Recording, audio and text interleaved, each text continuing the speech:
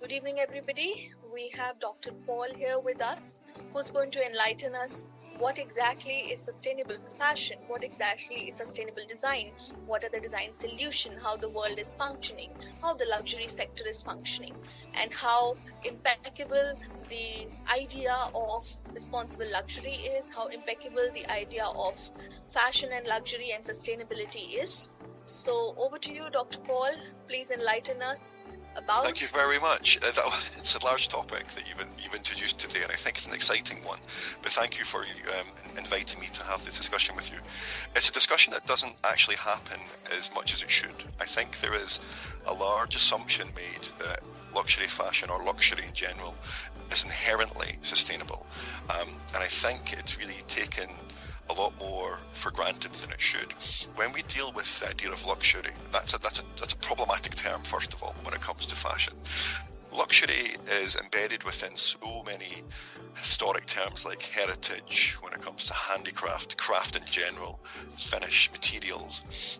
But I think what's happening now in 2023, I'm definitely seeing a return for luxury houses to this idea of local historic craft, hyper localized in some cases, where we can use very generic terms like Italian leather, Egyptian cotton. We don't really know what that means. They've become branded terms that give us this idea of what luxury is, but actually it's the workers underneath that's making that happen. It's this passing of the skill in the trade, and certainly within the UK we're seeing a lot more of the luxury houses returning to historic crafts. A great example would be, well, being Scottish, I have to mention Harris Tweed. Harris Tweed's one of the great examples of where it's quite, in maybe 10-15 years ago, it was quite an old-fashioned material. It was the idea that you had this knitted wool, and you're like, oh, it's not very luxury, it's not very luxurious.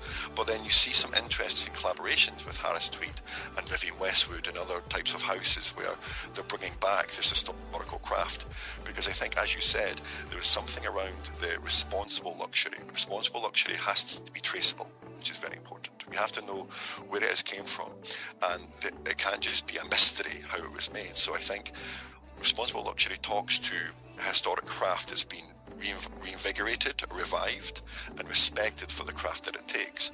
And certainly today, when we look at new technology can be seen as a luxury element, which is fantastic. But I'm a strong believer that luxury craft comes from a historic handicraft that has been captured and made relevant for a new audience.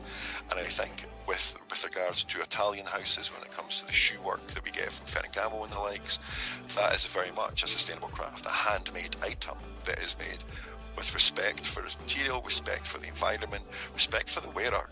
Because I think whenever we consider throwaway fashion, which is what my research really looks at, my research is concerned with considering the amount of waste that there is within the industry. And when we look at luxury fashion, there is less waste, certainly, even though we have some horror stories with Burberry destroying their goods to keep their brand equity high. That really has been stopped because of the power of social media, the power of news going to the consumer, so they can make responsible decisions based on the behaviour of the brand.